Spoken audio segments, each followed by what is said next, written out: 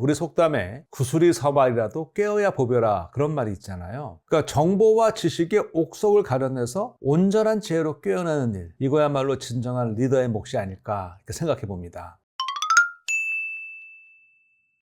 안녕하세요, 김웅빈입니다. 대중의 지혜라는 용어가 있습니다. 집단이 개인보다 더 큰 지혜를 발휘할 수 있다는 뜻인데요. 이 말의 유래에는 찰스 다윈의 사촌인 프랜시스 콜튼이 관여하고 있는데요. 콜튼이 1906년에 가축 박람회장에서 목격한 황소무게 맞추기 대회 결과입니다. 얘기는 이렇습니다. 약 800명에 달하는 참가자 가운데 그 누구도 정답을 내놓지는 못했대요. 그런데 제출한 답을 다 평균을 내니까 놀랍게도 평균값 547kg은 실제 황소 무게 543kg에 굉장히 근접했다는 것이죠. 물론 이게 우연의 일치일 수도 있죠. 이런 대중지혜의 실효성 여부는요, 여전히 논란의 대상입니다. 우선 이게 좀 의미가 있으려면요, 모든 개인 의견이 서로 독립적이어야겠죠. 그렇지 않고 서로 영향을 준다면 편견으로 흐를 수 있지 않겠습니까? 대중의 지혜가 제대로 작동하려면 다양성에 대해 독립성이 담보되어야 한다는 것입니다. 결코 수인이 아닙니다. 어쩌면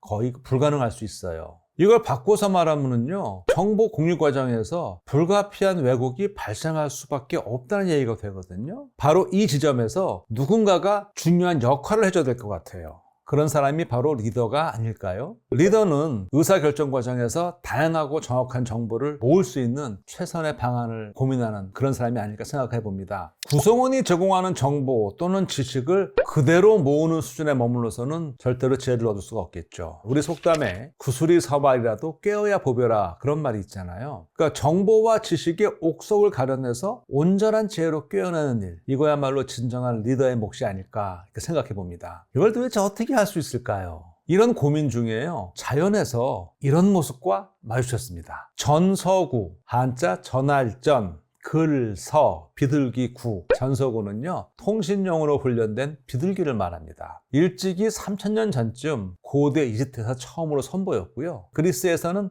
올림픽 경기 승전보를 알리는데, 또 로마인은 군사 연락에 이 새를 이용했다고 합니다. 제1, 2차 세계대전을 거쳐서요, 한국 전쟁에서도 전서구가 활약한 바 있습니다. 이후 통신수단이 발달하면서 점차 역사 속으로 잊혀지다가 21세기에 새로운 능력으로 관심을 끌고 있습니다. 전서구로 쓰이는 비둘기, 영어로는 호밍 피전이라고 그러는데요. 이 비둘기는 자기 집에서 거의 1000km 떨어진 곳에 풀어놔도 집을 찾아 돌아올 정도로 귀서 본능과 방향 감각이 뛰어납니다. 여기에는 내재된 내비게이션이 큰 몫을 하거든요. 보통 조류에는 최소한 2개의 자기 감각 시스템이 있습니다. 일종의 나침반 있죠. 불이 위쪽에 하나 있는데요. 이건 실제 나침반처럼 자철석의 주성분이에요. 그리고 망막에는 이 단백질이 하나 있는데요.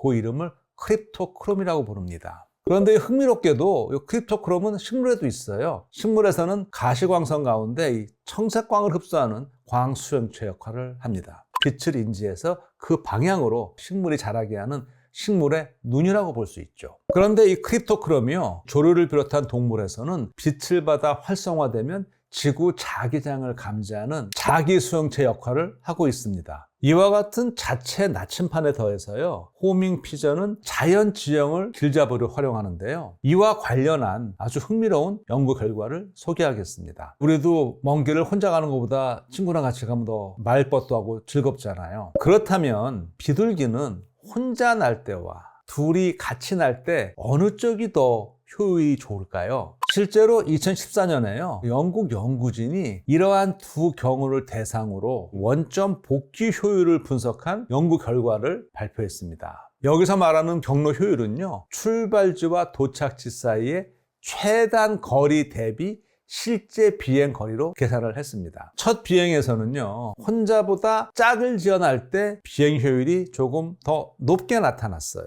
두 번째 비행에서는요, 유의미할 정도로 쌍으로 나는 비둘기의 효율이 높아졌습니다. 둘이 함께 나는 비둘기가 공동으로 어떤 경로를 개발해서 효율성을 높인 것으로 추정했습니다. 그렇다면 이렇게 함께 날아가는 비둘기 가운데 혹시 리더가 있을까요? 그것 지용을 잘하는 비둘기, 고참이라고 부르겠습니다. 다른 한 마리는 아무것도 모르는 신참으로 한다면 어떻게 될까요? 2021년에요. 이번에는 미국 연구진이 더욱 흥미로운 연구 결과를 발표했습니다. 연구진은 먼저 비둘기 한 마리에게 12번에 걸쳐서 반복 비행을 시켰어요. 그렇게 해서 지형을 익히게 한 거죠. 그런 다음에 고참에게 신참을 붙여서 함께 12번의 비행을 더하게 했습니다. 비행을 추적해 보니까요. 처음에는 신참이 주로 앞서서 탐색 임무를 수행하는 것처럼 보였어요. 그러더니 이내 또 둘이 앞서거니 뒤서거니 하면서 리더 역할을 반반씩 하는 것처럼 보였습니다. 그런데요. 신참과의 첫 비행 효율은 아주 안 좋았어요. 하지만 비행을 거듭할수록 효율이 올라가더란 말이에요. 흥미로운 점은요, 고참이 신참 파트너와 함께하는 비행이 단독 비행이나 같은 신참과 계속하는 공동 비행보다 더 효율이 뛰어났다는 거예요. 경험을 쌓은 비둘기들이 비행이 거듭될수록 경로 효율성이 높아지는데요. 거기에 한계점이 있어요. 더 이상 효과가 높아지는 않았어요. 그런데 이러한 고참에게 새로운 신참이 합류하면 새로운 에너지가 유입되나 봐요. 그래서 또 효율이 올라간다는 거예요. 다시 말해서 새로운 신참이 돌아와서 새로운 정보를 공유하면 새로운 비행 경로가 최적으로 또 개척이 된다는 겁니다. 제가 비유를 한번 들어보면요. 혹시 매너리즘에 빠진 고참에게 신참의 새로운 탐색 활동이 영향을 미쳐서 경로 개선 효과가 있지 않았나 그런 생각이 듭니다. 연구 결과에 따르면요, 30m 거리 내에서 앞으로 날아가는 새가 뒤에서 날아가는 새보다 지속해서 더 많은 정보를 제공한대요. 그러니까 앞에서 나는 새를 리더라고 볼 수 있겠죠? 그렇다면 뒤에서 나는 새는 팔로워라고 볼 수 있겠습니다. 그런데요, 고참이 앞에서 나는 시간과 신참이 앞에서 나는 시간에는 별 차이가 없었대요.